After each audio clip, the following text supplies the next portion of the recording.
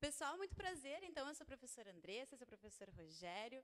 Eu queria dizer assim que para mim, nossa, está sendo sensacional estar aqui na primeira aula presencial do Me Salva. Eu que acompanho desde que eu me salvo era um pedaço de uma sala lá na Ramiro Barcelos. E agora eles têm baitas escritórios e são super conhecidos nacionalmente. Super ricos.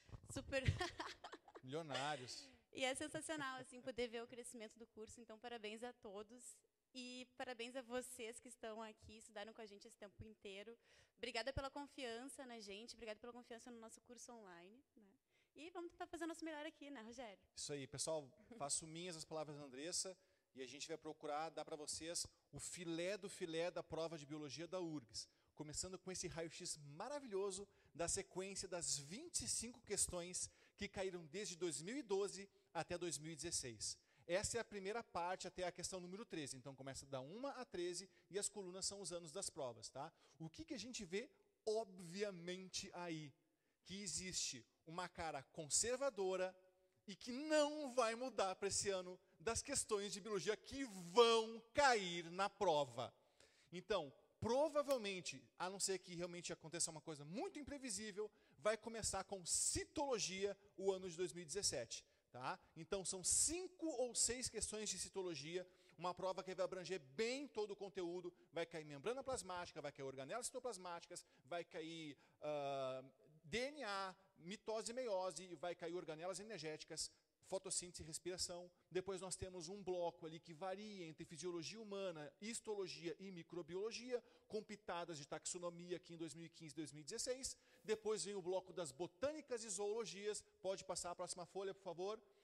Termina o bloco da botânica e zoologia ali. Então, sempre botânica, 3 questões, zoologia, mais ou menos 3 questões, e aí também, novamente, uma flutuação de fisiologia humana, nós conseguimos encontrar. Só que essa fisiologia humana, a partir de 2014, começou a não se confirmar, pelo menos não nessa parte da prova. E aí nós temos as clássicas questões de genética. Eu acredito que esse ano vai cair 3 questões de genética. Evolução, sempre 2 ou 1 questão. E no final, sempre as 4 questões de ecologia. Tá? Então, tu vai abrir a tua prova de biologia e tu vai ver esta sequência claramente na tua mente. Então, se tu resolver hoje de noite dar uma revisadinha para a prova de biologia, porque tu vai fazer medicina, odonto, psico ou qualquer outra matéria que exija a biologia com peso 3, tu já sabe o que tu vai estudar. Certo? Andressa. Muito bem. Então tá, pessoal, dentro da CITO, que é realmente um conteúdo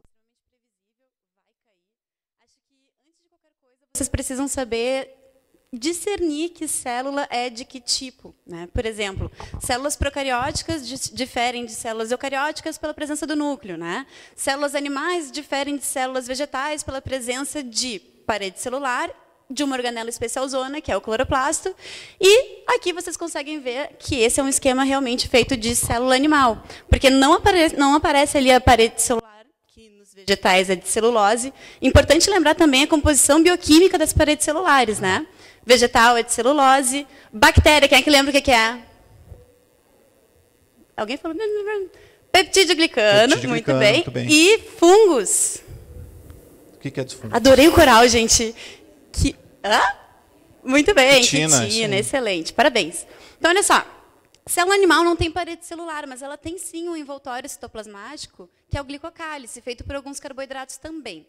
Bom, membrana plasmática, vocês precisam conhecer aquele modelo básico, né, que é o modelo mosaico fluido, formado por fosfolipídios, proteínas entremeadas. Tem que lembrar que a membrana plasmática ela permite a passagem de substâncias, mas essa passagem ela é seletiva. Não é qualquer coisa que ela vai deixar entrar na célula. Ela tem proteínas com formato tridimensional perfeito para permitir a entrada e a saída das substâncias. Em nível de citoplasma, a gente sabe que lá dentro tem água, tem nutrientes, enfim, tem todos os íons necessários para a sobrevivência da célula e das organelas. Andressa, só um minutinho, desculpa te interromper. No fim, tu deu o aparelhinho aquele do laser pro Chuchu e ele levou embora. E eu guardei no meu bolso. Tu guardou? Quer? Não, é para te usar mesmo, desculpa. Valeu. O Chuchu. Bom. Então tá, bem lembrado, meu cacareco aqui. Em nível de organelas, pessoal, núcleo já apareceu, sabe que é célula eucariótica, tá? Então, o núcleo é importantão porque lá dentro a gente guarda o material genético, que fica organizado em uma estrutura que a gente chama de cromatina. Depois, pessoal, diretamente conectado à carioteca, a gente tem o retículo endoplasmático rugoso e o retículo endoplasmático liso. Todas essas estruturas são anatomicamente conectadas por membranas. Retículo endoplasmático rugoso e retículo endoplasmático liso têm uma função em comum, que é o de transporte de substâncias. As funções exclusivas de cada um variam. Por exemplo, o rugoso é chamado de rugoso porque eles têm os ribossomos aderidos. E a função específica deles tem tudo a ver com o ribossomo, que está aqui exemplificado num zoomzão ali. Ribossomo tem por função produção de proteínas. Então, é basicamente isso que vai acontecer aqui no retículo endoplasmático rugoso. E no retículo endoplasmático liso, a gente vai ter a produção de lipídios, pessoal. Lipídios que forem necessários para qualquer coisa. Por exemplo, nas gônadas da gente, se produzem hormônios sexuais. Nos meninos, testosterona, nas meninas, estrogênio. O que tem as gônadas, Rogério? Fala direitinho, gônadas. Não dá para falar nada de sexual perto do Rogério, que ele é uma criança. Mas tudo bem. As gônadas. Eu tenho que ver com isso. Quais são as gônadas masculinas? Quais são as gônadas masculinas? As bola. E as femininas? Não. Testículos e ovários, galera. Isso, é verdade. As gônadas. Muito bem. Eu fico aqui constrangida. Estou tentando dar uma aula séria, conversando com vocês numa boa, vem as gônadas. As gônadas. As gônadas. Deixa eu ver tuas gônadas. Não. As gônadas, elas têm que produzir, então, hormônios que são hormônios feitos a partir do colesterol, que é um lipídio. Então, nesses locais, a gente tem um retículo endoplasmático liso super desenvolvido. Nos ovários, que tem que produzir estrogênio, que é feito a partir do colesterol, tem um montão lá de retículo endoplasmático liso. E tem também em outros locais importantões, como, por exemplo, o fígado. Nos hepatócitos, a gente tem uma grande função que é de desintoxicação. Então, isso serve tanto para drogas, para álcool, quanto também para medicamentos, né? E aí, todos esses hepatócitos vão ter um montão de retículo endoplasmático liso para conseguir ajudar a gente a se livrar das toxinas. Complexo de Golgi, pessoal, tem trocentas funções, mas a principal é a de secreção. Tá? Por favor, não confundam secretar com excretar. A gente secreta algo que é bom, que a gente produziu e que tem um objetivo. Tipo, a gente secreta, sei lá, leite, tá? Para o bebê se alimentar. Então, quem faz a secreção das coisas que a célula produziu é o complexo de Golgi. Coloca essas coisas dentro de vesículas e coloca para fora da célula. Também produz uma organela super linda e maravilhosa, que é o lisossomo, que tem por função fazer a digestão intracelular. E produz uma biomolécula, que são os carboidratos. Então, todos esses carboidratos que ficam lá na superfície de membrana são produzidos também pelo complexo de Golgi. Peroxissomos, pessoal, são organelas que têm por função fazer a degradação de ácidos graxos, e daí, quando eles quebram o ácido graxo, ele acaba liberando um subproduto que é tóxico, que é... Alguém lembra? Isso aí, muito bem, água oxigenada, né? E que ela é tóxica. Então, para que essa organela não acabe matando a célula com a toxicidade do peróxido de hidrogênio, né, da água oxigenada, ele tem uma enzima muito especial, que é a catalase, que quebra a água oxigenada em água e oxigênio. Por fim, mas não menos... não, tem mais duas ainda. A mitocôndria, vocês sabem, serve para produzir energia. Né? Então, tudo que a gente come vira uma molécula que a gente chama de acetil-CoA. E essa molécula de acetil-CoA consegue entrar ali na mitocôndria para conseguir ser transformada em ATP. E isso é feito graças ao oxigênio. Centríolos, pessoal, fazem parte do citoesqueleto, eles produzem microtúbulos que ajudam a movimentar a organela para tudo que é lado, quando a célula precisar, e também ajudam muito lá no momento da divisão celular. Quer falar alguma coisa? Sim, só para então dar uma recapitulada nisso, existem três grandes grupos de organelas. Uma são as organelas proteicas, como, por exemplo, centríolos, ribossomos.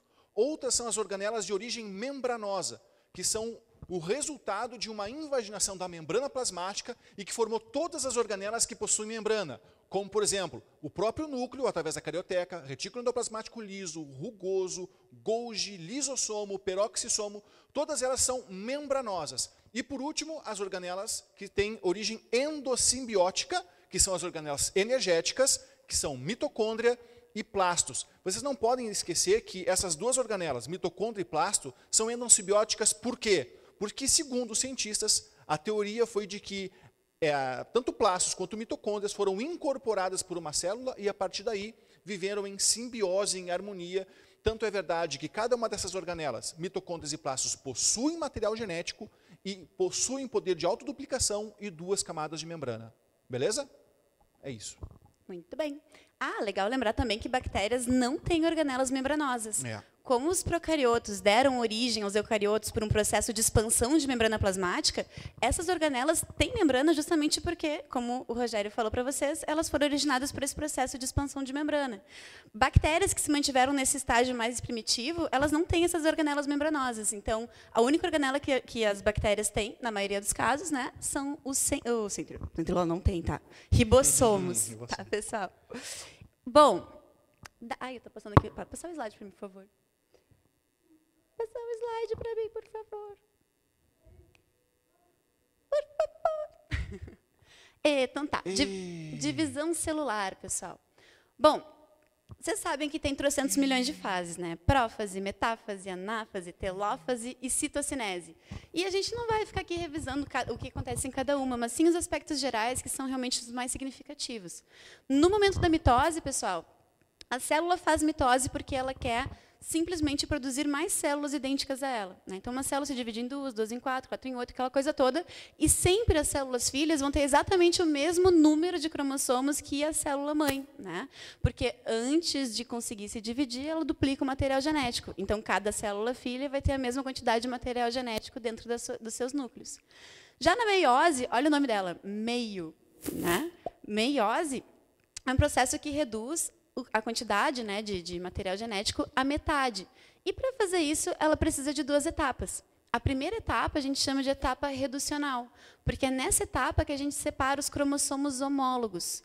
Lembrando, pessoal, todos os nossos cromossomos ocorrem aos pares, porque vocês foram concebidos graças a um espermatozoide que fecundou um óvulo. Que saiu das gônadas. Senhor Jesus Cristo, socorro. Mas aí, olha só, o que vai acontecer? Um tito vai ter 50% dos cromossomos que vieram do pai e 50% dos cromossomos que vieram da mãe. Por isso que vocês são diploides, porque veio N cromossomos do pai e N cromossomos da mãe. E, na meiose, quando vocês forem produzir os gametas de vocês, esses pares de cromossomos... Nas gônadas. Eles se separam. E isso gera a meiose 1. Tá? Então, lá na meiose 1, a gente separa os cromossomos homólogos. E, na meiose 2, a gente separa as cromátides irmãs. Tá? Então, isso é importante vocês saberem. A meiose 1 a gente chama de reducional e na meiose 2 a gente chama de equacional. Meiose 1 separa cromossomos homólogos, meiose 2 separa cromátides irmãs. Só para relembrar, então, a mitose ela tem um objetivo claro, produzir células idênticas, clones umas das outras. São células que nós chamamos de somáticas. E qual é a função prática na nossa vida com relação a isso? Por exemplo, caí, ralei joelho, regeneração, essa é uma função. Outra função, crescimento. Todos nós aqui fomos um dia apenas uma célula chamada zigoto. E hoje nós somos milhões de células. E todas elas têm exatamente a mesma carga genética. Ou seja, uma função da mitose é regeneração, e para alguns seres muito primitivos, inclusive reprodução, como por exemplo planária, e também crescimento, porque se a gente era uma célula que ninguém via, e hoje todo mundo vê a gente, é porque, então, houve uma multiplicação de células geneticamente iguais. Enquanto a meiose, não. Ela tem uma função de produzir células com variabilidade genética, tá? Células reprodutivas, certo? Mas tem uma pequena confusão também, porque também tem uma inversão com relação a isso na botânica, né? Quando a gente for falar sobre botânica, a gente revisa isso. Então, tá bom. Podemos passar para a genética, então, pessoal, por favor. Ver o que ia acontecer. E aí ele conseguiu lá umas variedades de ervilha, que eram as variedades que ele chamava de puras. Porque a planta tem uma coisa que a gente não tem, que é a capacidade de autofecundação, né? Elas conseguem cruzar com elas mesmas. Coisa boa isso, né? E aí, quando elas cruzam com elas mesmas por muitas e muitas e muitas e muitas gerações, tu acaba chegando numa variedade pura, que é basicamente uma plantinha que, quando tu cruza com ela mesma, tu sabe o que vai acontecer, tu sempre tem a mesma característica. Então, ele conseguiu uma variedade pura amarela, uma variedade pura verde, né, em relação à cor da ervilha, e ele pensou, bom, vou ver o que vai acontecer aqui, agora não vou mais fazer autofecundação. Eu vou cruzar a ervilha pura amarela com a ervilha pura verde para ver o que acontece. Ele esperava que surgisse ali na F1 uma ervilha que tivesse manchinhas verdes, manchinhas amarelas, ou que fosse uma mistura, sei lá, quem sabe uma ervilha azul, né? Mas o que ele conseguiu na F1, depois de fazer trocentos milhões de vezes o mesmo cruzamento, cruzar a pura amarela com a pura verde, era sempre o mesmo resultado. 100% das filhas desse cruzamento parental eram sempre amarelas. O Mendel ficou puto. Ele, como assim? Não. O Mendel não pode ficar puto, ele é um monge. É. Ele ficou chateado, hashtag chateado, entendeu? Tá, daí o Mendel fez assim, então, hashtag Nossa, eu tô chateado, né? decepção. Foi. Eu sou um monge, não posso ficar puto. Então, fez uma oração. Por favor, Deus. me ajude. Né? Isso aí. O que ele fez daí, pessoal? Ele ficou bem irritado. Eu ficaria, imagina, fazer um monte de cruzamento, sempre ter o mesmo resultado. Ele ficou, puto, mas como assim? Chateado. Ele ficou chateado. Aí ele falou, como assim, gente? Eu estou cruzando uma ervilha amarela com uma ervilha verde, todas as filhinhas são amarelas. Não é possível. Essa ervilha aqui, que é da F1, ela tem que ter a característica verde dentro dela, por mais que ela não esteja se manifestando. E surgiu pela primeira vez o termo recessivo. Né?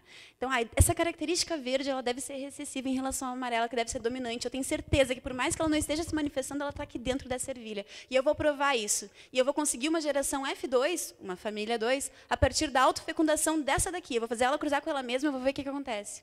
E aí ele conseguiu a proporção mendeliana clássica de cruzamentos para heterozigotos, que é aquela de 3:1. Ele conseguia sempre, quando ele fazia esse cruzamento de 3 ervilhas amarelas para 1 ervilha verde. E aí, com base nesses números, ele fez isso aqui, essa primeira lei. O que ele fez? Basicamente, o que a gente sabe hoje que aconteceu? Quando as plantas vão produzir os gametas dela, na verdade, o processo é bem mais complexo, como o Rogério vai contar para vocês depois, mas quando as plantas vão produzir gametas, quando qualquer pessoa vai produzir gameta, a gente tem que fazer meiose. Tá? Então, tu tem uma célula diploide, que tem um par de cromossomos homólogos, e esse par de cromossomos, como vocês viram agora no slide anterior, eles têm que se dividir para dar origem a gametas haploides. Então, se tu tinha uma planta lá na F1, que era heterozigota, azão-azinho, quando ela foi fazer os gametas dela, ela deu origem a um gametazão e um gametazinho. O que a gente faz com isso? A gente pega e toca isso num chiqueirinho, que também é conhecido como quadro de Pinet. Quando o Mendel fez a autofecundação daquela ervilha amarela, que era o cruzamento da geração pura, ele obteve lá, na verdade, um cruzamento entre heterozigotos, porque cruzou uma heterozigota com ela mesma, então um azão-azinho cruzando com um azão-azinho. No chiqueirinho, pessoal, a gente pega lá o primeiro quadrante, eu estou com cacareco, não estou usando cacareco. Laser, muito bem. Então, aqui, ó, tu pega o primeiro quadrante e divide ele entre gametas femininos e gametas masculinos. De um lado, tu coloca lá os gametas que a menina pode produzir e dos outros que o menino pode produzir. Tu sabe isso porque tu sabe que na meiose os cromossomos homólogos têm que se separar. Então, tu sabe que ela pode produzir um gameta azão e um gameta azinho. E assim tu vai fazendo, faz para quem for cruzar. E aqui no meio são as possibilidades de neném. O que vai acontecer se esse espermatozoide encontrar esse óvulo? O que vai acontecer se esse... Neném. Aqui vai dar um neném homozigoto dominante, 2 heterozigotos, e aqui homozigoto recessivo. E a proporção fenotípica que Mendel encontrou foi 3:1. Olhando essa probabilidade, o Mendel falou o seguinte: as características são determinadas por um par de fatores. A característica da cor da ervilha, realmente, é determinada por um par de fatores, que hoje a gente chama par de alelos. Tá? Então, aqui a gente tem, no caso, alguém que é heterozigoto. Então, as características são determinadas por um par de alelos que se separam na formação dos gametas. Quando isso acontece? Na anáfase 1 da meiose 1. Tá? Então, ele descreveu um processo de formação de gametas sem saber que existia uma molécula de DNA a partir estritamente de análises quantitativas e qualitativas. E ele era sensacional por causa disso. Mendel até escreveu uma carta para Darwin, os dois eram contemporâneos. Né? Imagina o pai da genética conversando com o pai da evolução. E aí, futricando lá nas coisas do Darwin, a galera achou uma carta do Mendel para o Darwin fechado. Darwin nunca abriu a carta do Mendel. Filha da mãe. Imagina se o pai da evolução falasse com o pai da genética, aonde que a gente não teria hoje em dia, né? Só vocês terem uma ideia com relação à descoberta do DNA propriamente dito, ele só vai ser começado a falar em DNA, material genético, em 1950. Então, muito tempo depois dos experimentos de Mendel. Tá? Então, genética, essa palavra genética, não existia ainda no planeta. Tá? Quer continuar falando? Podemos? Então vai. E coitadinho do Mendel, ele morreu sem saber que ele era tão genial. Só mais um detalhe importante. Rogério, por que eles falam sempre de ervilhas? Por que os experimentos são com moscas? Por que é sempre essas coisas chatas? Nunca, eu quero fazer com leão. Não dá. Porque na genética a gente está mexendo com probabilidade, com proporções. E para a gente ter uma amostra fiel ou o mais próximo possível da realidade, eu preciso ter um ser que multiplique com uma frequência muito grande e que a cada reprodução dê muito filho. Então, moscas fazem isso, ervilhas fazem isso, elefantes não fazem isso. Certo? Então tem que ser um ser que seja econômico, que a gente possa criar num espaço pequeno, que tenha muita reprodução e muita amostra para a gente botar num computador, no Excel, e dizer, olha, tantos por cento disso, tantos por cento daquilo, e não ser um elefante que é de 30 em 30 anos, vai ter um elefante que pode morrer e pode ser aquele 1/4 do quadro de Pinet e que está representando uma exceção e não um padrão perfeito. Tá? Muito bem, então. Daí o cara continuou se perguntando, não bastava descrever como se dá o padrão das características, o que faz com que tu herdes as características. Ele descobriu que tinha 2 fatores, não sabia o que eram os fatores. Ele quis saber mais. Ele quis saber se a herança de uma característica depende da herança da outra. No caso das ervilhas, ele queria saber que, será que sempre que uma ervilha for amarela, ela vai ser lisa também? Será que sempre que uma ervilha tiver a cor verde, ele vai ter a textura rugosa? Essa era a pergunta do Mendel. Será que as pessoas, sempre que forem loiras, vão ter olhos claros? Será que sempre que forem negras, vão ter olhos escuros? Será que a herança de uma característica depende da herança da outra?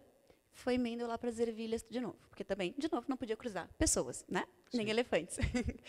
E aí ele descreveu lá a segunda lei dele.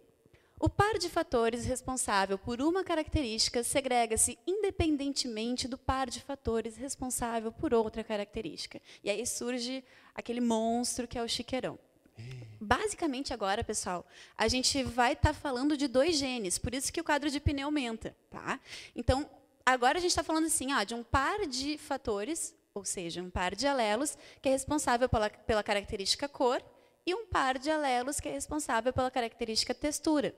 Quando eu faço o cruzamento entre dihíbridos, ou seja, dupla heterozigotos, eu posso fazer o cruzamento numa boa, só que, de novo, eu tenho que pensar quais são as probabilidades de gametas que eu posso gerar para saber quais são as probabilidades de bebês. Para saber quais são os gametas que eu vou gerar, faz a meiose normal.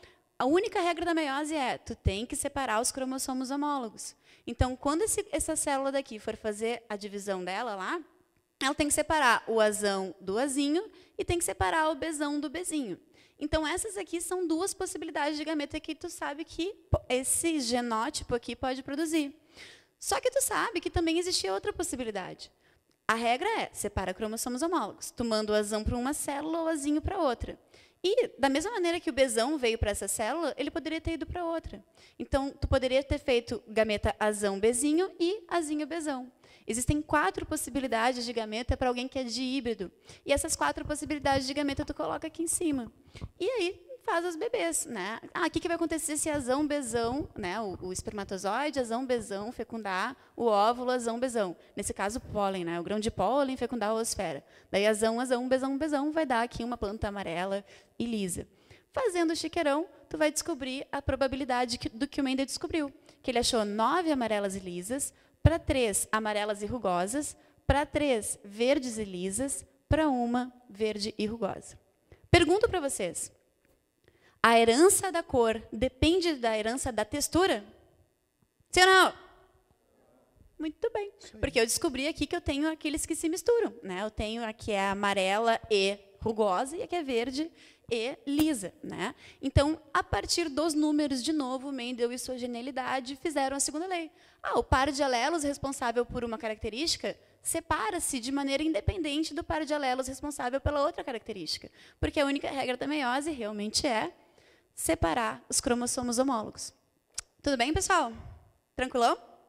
Só para... Desculpa, tu ia falar mais alguma coisa, Andressa? Não, eu ia te passar a palavra. Beleza. Só para resumir, então, a primeira lei de Mendel também é conhecida como a lei da pureza dos gametas. Isso também é um sinônimo. E a segunda lei, está escrito ali, é a lei da segregação independente. Tá? Por que eles são independentes? Né? Porque eles estão, se a gente consegue visualizar o cariótipo da espécie humana com os 23 pares, estão imaginando? Cariótipo, 23 pares de xizinhos na minha mente, se ligaram? Porque estão em pares diferentes. E é por isso que eles segregam de maneira independente. Agora, tem características que são ligadas, tá? E aí é uma outra história, certo? Daí é o linkage ou genes ligados, tá certo? Mas isso aí é segregação independente e a URGS ama isso, e naquele escopo da prova que a gente fez, sempre cai isso. Ou mono, ou de hibridismo. Ou lei da pureza dos gametas, ou lei da segregação independente. Zoologia. Zoologia. Gônadas. Que ridículo isso, né? Muito bem. O que eu coloquei aí? Eu coloquei uma linha com os filos dentro do reino animal, tá? E esses filos estão aí nessa sequência porque eles representam o desenvolvimento evolutivo, o acréscimo de estruturas e que justifica isso que nós estamos vendo, tá? Começamos com os poríferos. Existe uma polêmica se poríferos são de fato animais ou não, porque poríferos não possuem tecidos verdadeiros. Se a gente pegar uma esponja, quebrar ela, pegar e esmagar ela, passar na peneirinha, cada pozinho lá pode sim gerar uma nova esponja. Então, existe uma polêmica e são chamados de parazoários por conta disso. Os euzoários, que são os animais verdadeiros, começam a partir do momento que surge tecido e nós temos um desenvolvimento embrionário, que está bem na setinha azul ali. Me alcança o laser. Tem que apertar onde? No botãozinho, tem 3 aqui. De cima. Ah. Muito bom. Aí, temos. Ah. Muito bom. Não temos. Enfim. Aquela seta azul ali, ninguém é daltônico aqui, né? Beleza. Então, no momento que existe o desenvolvimento embrionário, nós temos uma possibilidade de desenvolver melhor as características animais, tá? Tá funcionando agora? Ah, é muito bom. Então, vamos pegar essa linha evolutiva e vamos fazer uma brincadeira, tá? Me acompanhe aqui corporalmente. E imagina, para aqueles que acreditam em Deus, ou no acaso, ou em qualquer coisa, pensa assim, eu sou o acaso ou eu sou Deus, porque o acaso é no caso das pessoas que não acreditam em Deus, são agnósticas, né? Então tá, biologia. Vamos fazer uma experiência com a vida, com a estrutura biológica? Muito bem, eu não tenho tecidos. Vamos colocar tecido e ver como é que fica? Vamos fazer essa experiência? Colocamos tecidos, agora eu tenho desenvolvimento embrionário, surgem os quinidários, né? Um exemplo de quinidário, me dá um exemplo de quinidário rápido? Água-viva, outro. Corais, muito bem. Hidras, água-viva, corais e hidras são quinidários, certo? A gente sempre lembra da água-viva, mas os corais, os recifes de corais também são quinidários, certo? Eles não são poríferos. Os recifes de corais são quinidários. Porra, temos uma estrutura, um ósculo, agora um átrio. Nós temos uma água que passa pelo meu corpo. Porra, vamos botar tecido? Vamos. Aí surgiram os quinidários. Agora eu tenho um saco digestivo. Agora eu sou diblástico na minha estrutura embrionária. Porra, foi bacana? Foi bacana. Pô, então vamos fazer mais uma experiência? Vamos colocar agora mais um folheto embrionário para ver se melhora a minha estrutura corporal? Surgiu agora um folheto embrionário intermediário. Puta, que bacana. E agora quem são? São os plateumintos. E quem são os plateumintos? Você é de quadriculado. Plateumintos. Vou deixar alguém cego aqui, rápido. Plateumintos, quem é planária, muito bem. Dá outro. Aquele que fica solitário no meio do intestino, quem é? Atênia. Muito bacana, são exemplos bacanas. Pô, legal, agora eu tenho um corpo que agora eu já tenho não mais um saco digestivo, mas um tubinho digestivo incompleto. As tênias, tudo bem, elas não têm sistema digestório porque, né? Porque elas estão num processo de coevolução tão complexo que elas pensaram, porra, por que eu vou gastar energia em ter o sistema digestório se eu posso pegar comida digerida de quem eu estou parasitando? Não tem um sistema digestório. Mas já rolou uma parada melhor aqui, já surgem células que fazem uma excreção, que são as células flamas, solenócitos, papapá.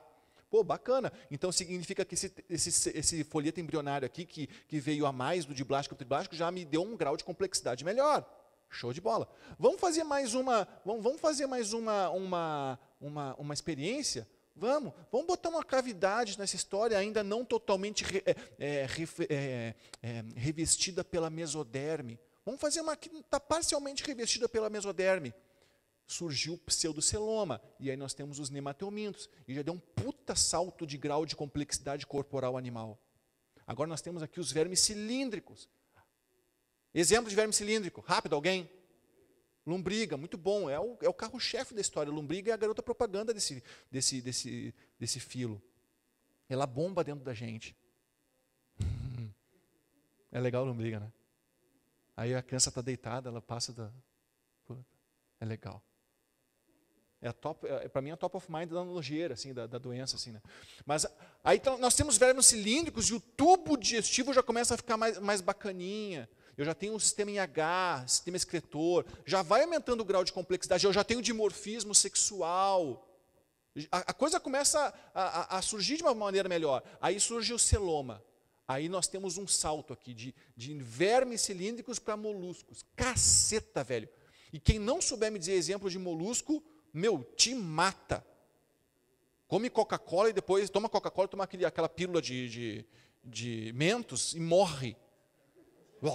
Saindo pelas orelhas, pelo nariz, por tudo. Lula, polvo, esses são cefalópodos. Náutilos, bivalves, ostra, mexilhão de Tramandaí. Tu entendeu? Aí nós temos os gastrópodos, o escargot, o caracol. Nós temos a lesma que não tem concha. Mas o grau de complexidade aqui é tão violento que nos cefalópodos, por exemplo, eles têm olhos com retina, formam imagens.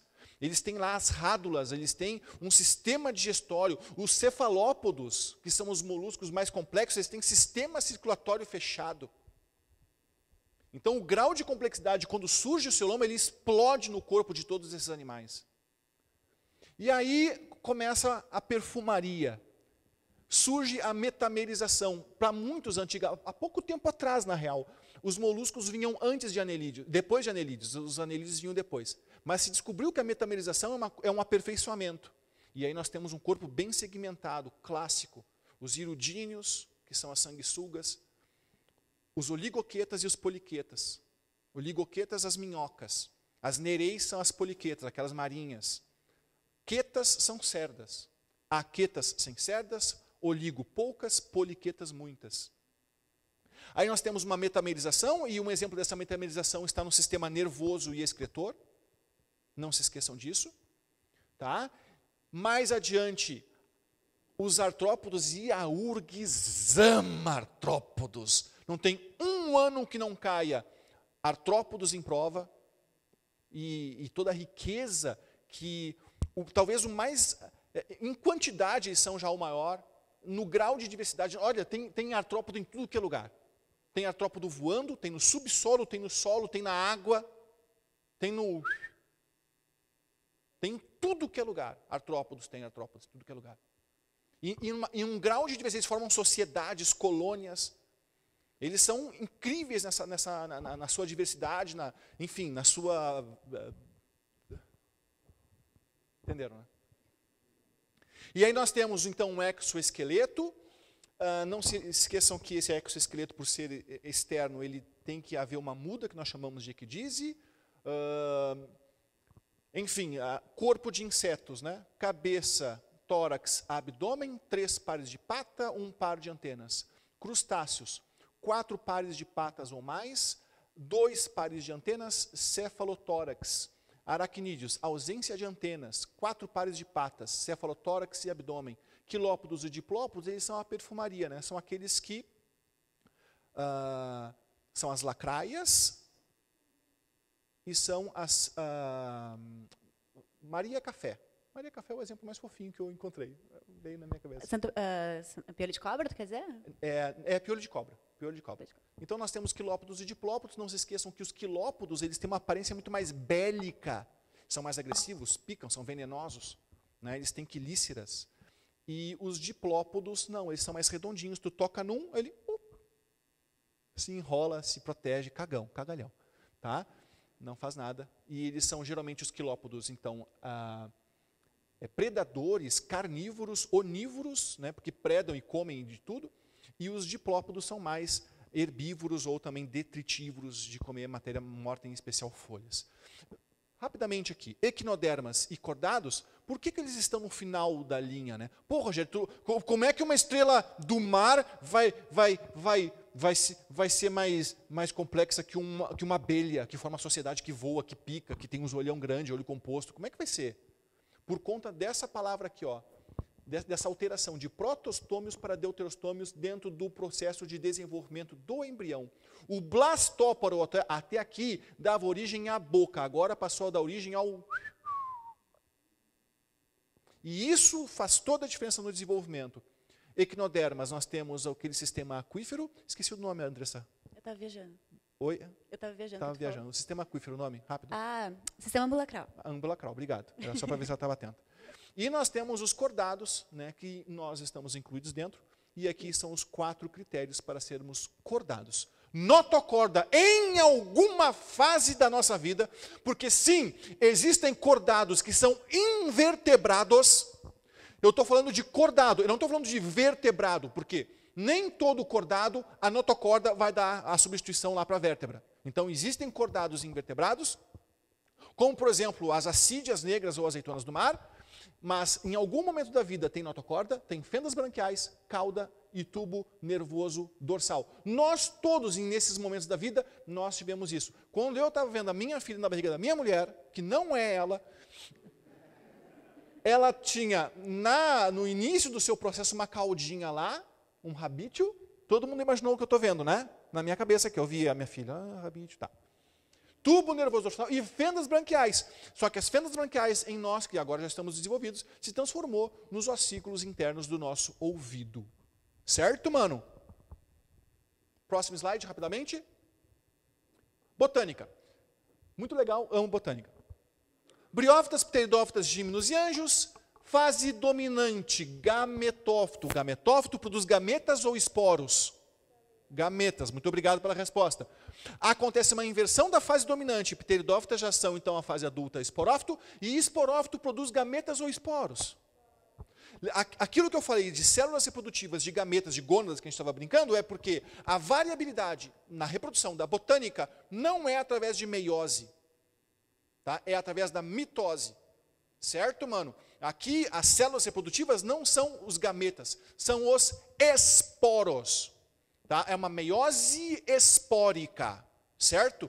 E essa sequência está dessa maneira, justamente porque de briófitas para pteridófitas acontece o surgimento de vasos condutores de seiva, o que dá agora um porte maior e uma independência maior de água ao longo dessa linha evolutiva aqui, depois o surgimento de uma semente e depois o surgimento de flor e fruto. A semente aqui, ela protege o embrião e torna a planta definitivamente independente da água para a reprodução. Agora, eu posso me manter afastado da água, sem a presença física da água para poder me reproduzir. Antes eu não podia. E agora, com as angiospermas, uma explosão de cores e sabores, uma coisa maravilhosa que o acaso ou que Deus nos deu e que auxilia tanto na fecundação das flores, depois na dispersão da semente. Então, é polinização feita por animais e a dispersão da semente também feita por animais. Antigamente, nas gimnospermas, que são os pinheiros, blá, blá, blá, não tinha nada disso. A polinização era anemófila, era feita pelos ventos. Tá? E por isso, uma maior quantidade de substância e por isso também uma adaptação com sementes aladas e blá, blá, blá, para poder haver a dispersão da semente. É isso. Tá bom. O pessoal está pedindo para a gente dar uma corridinha. Eu percebi que o pessoal está desesperado e tal. Eu tinha vários adendos, mas vamos passar para dar uma aligerada na situação. Ecologia. Pode começar. Pessoal, de todos os biomas, do que a gente realmente não pode esquecer, é isso, né? O Chuchu já deu uma pincelada a respeito da Amazônia, mas com relação às características do bioma, uma grande velocidade de reciclagem da matéria, um solo altamente pobre, porque a força, a violência da ciclagem da matéria aqui é tão grande que não dá tempo, literalmente, dos substratos eles serem absorvidos pelo solo, por isso um solo muito pobre. Com relação à Mata Atlântica, atentem à biodiversidade e a baixíssima porcentagem desse tipo de bioma virgem, ou ainda com os resquícios das características originais que nós temos hoje no Brasil, tá, pessoal? Com relação ao cerrado, né, um dos maiores biomas que estão no nosso Brasil, campos com árvores espaçadas, característica de esclerificação mórfica. É aquela árvore que tu olha com o tronco todo retorcido, com raízes profundas, porque também não é um solo lá muito rico, tá? E com a aparência de velha, de desgastada, mas ainda assim uma árvore com uma altura ainda de árvore, meio de arbusto, mas que tem uma característica inclusive muito parecida com a da savana da África, certo? Com relação a comunidades e populações, comunidades ou populações intraespecíficas versus interespecíficas. Intraespecíficas, por exemplo, abelhas. Interespecíficas é uma relação entre espécies diferentes, populações que se relacionam formando uma comunidade, tá? Curva de crescimento. Pessoal, todo mundo está ligado que se não houvessem barreiras para a gente, a curva de crescimento seria sem limites. E é o que nós chamamos de curva potencial de crescimento, né? O potencial biótico de cada espécie ia para o infinito. Só que nós sabemos que as condições ambientais, tanto provocadas por outras espécies, como pelo próprio clima, temperatura, pressão, salinidade, ela limita o crescimento das espécies. Tá? Deixa eu pegar um exemplo. Vamos pegar o homem nas favelas. Nós, espécie humana na favela. Tem espaço numa favela? Tem espaço? Sim ou não? Não. Tem saneamento básico? Sim ou não? Também não. Tem comida? Tem uma boa quantidade de comida, uma qualidade na comida? Sabemos que não. Se fosse qualquer outra espécie, sem espaço, sem comida, sem saúde, essa espécie já não cresceria mais. Mas o homem, como é inteligente, ironia, talvez seja a única espécie que consegue burlar a linha de resistência ambiental. Tá? Então, se atentem nisso. Tá? Todas as espécies elas crescem até que elas encontram a resistência ambiental e aí elas flutuam e se desenvolvem ao longo dessa linha de resistência ambiental. Beleza? Com relação aos ecossistemas. Tá aqui. Ecossistemas. Fluxo de energia. A energia, pessoal, que vem do Sol e ela se dissipa a cada nível trófico, ela não volta mais, a não ser novamente pelo Sol, pela absorção, fotossíntese e cadeia alimentar. Já a matéria, ela é cíclica. E está aí a nossa função e o desafio para o século 21, 22, 23, que é justamente proporcionar com que a matéria continue ciclando sem nenhum tipo de barreira. Certo? Cadeias e teias, nós sabemos que as teias alimentares são mais complexas e conseguem fazer uma avaliação mais adequada do ambiente do que as cadeias alimentares. Com relação às pirâmides, nós temos as pirâmides de número, biomassa e energia, e sabemos que as pirâmides de energia são aquelas mais apropriadas para se avaliar um ambiente com relação à sua saúde. Imagina que tu te formou agora em biologia, eu quero fazer um estudo sobre a África, chega lá no meio da seca da savana, da planície do Serengeti. Aí chega, fico um dia lá, puta, tá tudo morrendo. Volto para casa e faço uma análise, escrevo um paper, um artigo. Savana tá fodida. A gente sabe que não, a gente sabe que a natureza tem os seus ciclos e que às vezes esses ciclos não são nem de 1 ano. Às vezes os ciclos são de 5, são de 10 anos. Para a gente analisar o planeta como está hoje, os cientistas analisam centenas de anos, pegando pelas profundezas daquela sonda e entrando no gelo para ver a quantidade de carbono, a quantidade de tudo que é substância que estava flutuando na atmosfera terrestre. Então, às vezes os períodos são mais longos do que a nossa própria vida, certo? Então, a gente tem que analisar o quanto de energia está nessa pirâmide para saber em que momento nós estamos vivendo, para saber e fazer uma análise correta do ambiente que a gente está estudando. Quebra do equilíbrio ambiental, e aí nós temos os grandes problemas que a URGS ama fazer, e isso geralmente ou é a penúltima ou a última questão da prova, e aí nós temos o aquecimento global, e no aquecimento global o desenvolvimento de doenças tropicais, porque o mosquito adora um calorzinho, tá? Então todas essas pragas novas podem não ser por acaso, chikungunya, zika e outras muito mais. A tragédia com a Mariana, né, que foi atropelada ali ontem na rua. Mariana vacilou, não olhou para os dois lados, né, Andressa? Então, o rompimento da barragem de Mariana, que foi também tocado pelo Chuchuzinho no assunto, né? E todo o problema de poluição decorrente disso, com um rio que morreu pelo ferro e pelos rejeitos da barragem. Tá? Problema da eutrofização, isso está muito mais relacionado, não é que seja exclusivamente, mas a lagos, né?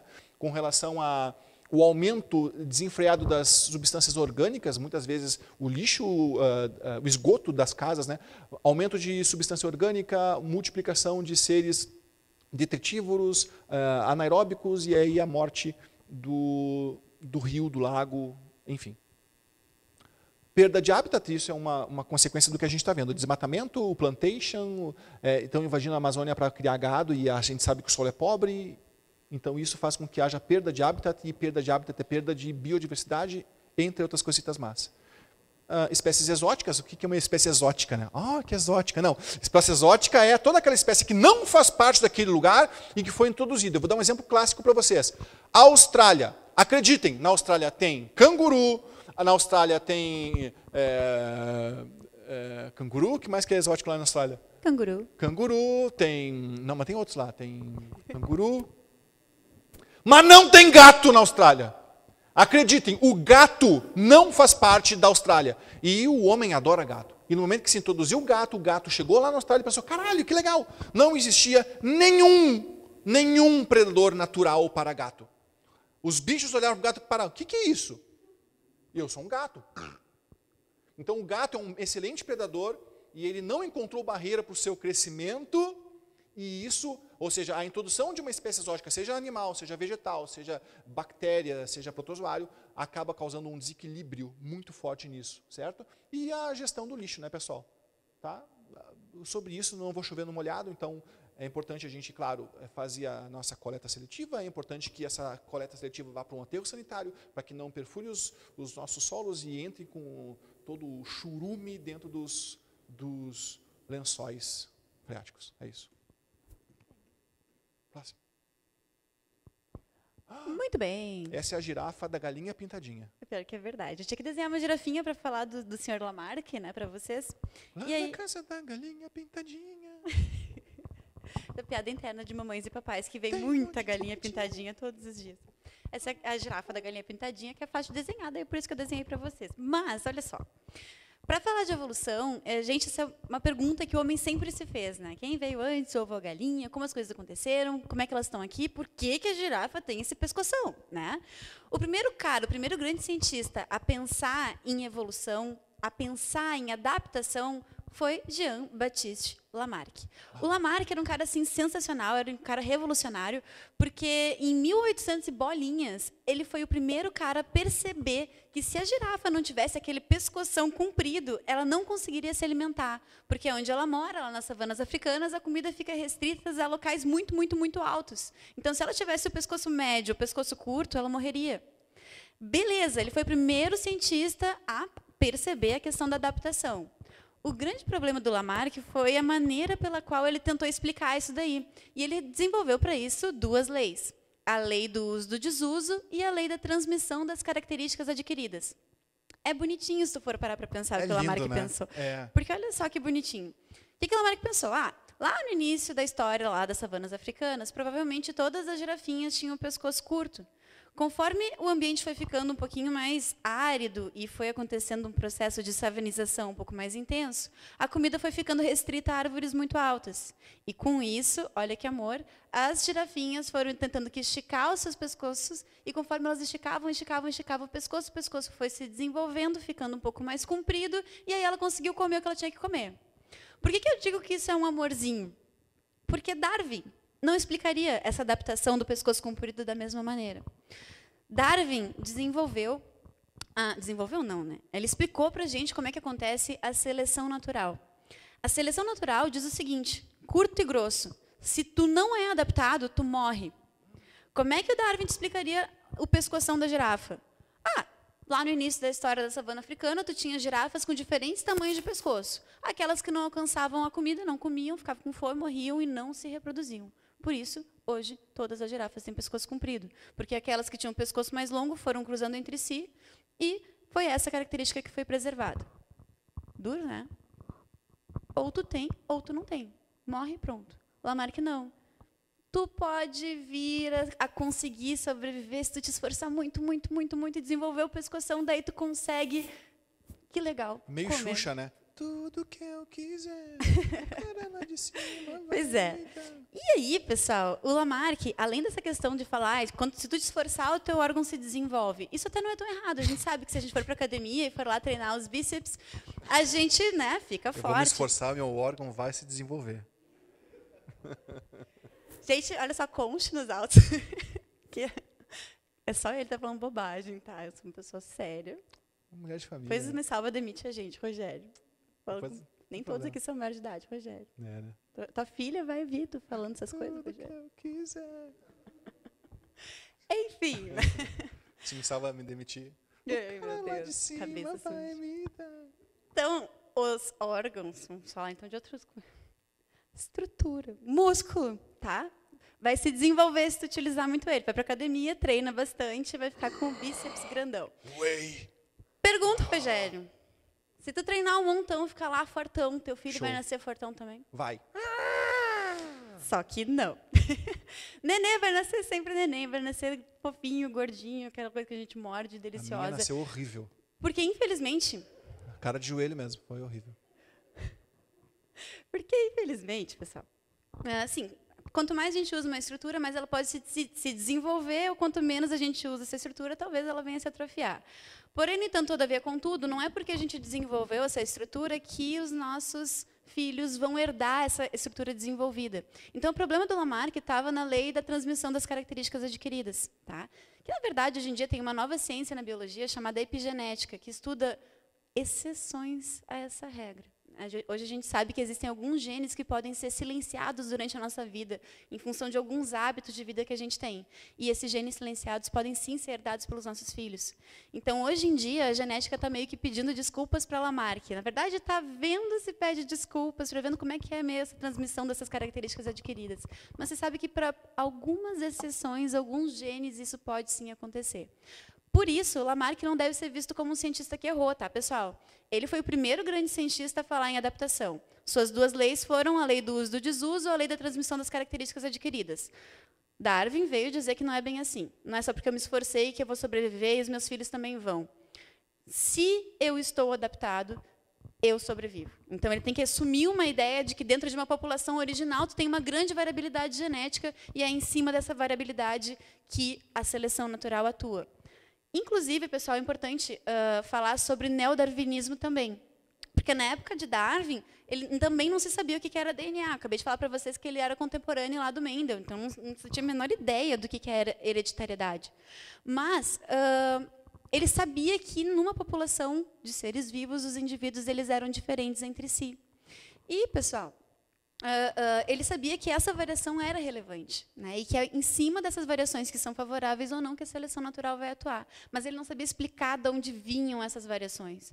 Hoje a gente sabe, a gente agrega à seleção natural de Darwin dados da paleontologia, dados da embriologia animal comparada e, obviamente, dados da genética. Daí a gente consegue dizer com maestria que Darwin estava correto. E não é porque a gente fala teoria da evolução que o negócio é uma hipótese. Em ciência, teoria e hipótese não são sinônimos. Para a ciência, teoria é um fato científico irrefutável, testado e retestado em diferentes laboratórios do planeta e comprovado. Tá? Então, a teoria da evolução não é uma coisa que tu tem que acreditar. Ela acontece, ela é um fato científico, ponto, acabou.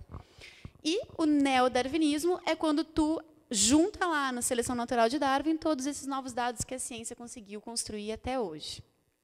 Apesar da teoria da evolução ser tudo isso que a Andressa falou, tem uma galera que não acredita, tá? E isso também pode cair em prova. O criacionismo, a panspermia cósmica e todas essas teorias que falam sobre a origem da vida, que permeiam aquelas primeiras questõezinhas lá da prova da URGS, que pode ser que seja uma das primeiras provas, questões da prova. Da minha parte é isso, Andressa. Da minha também. Então tá. Pessoal,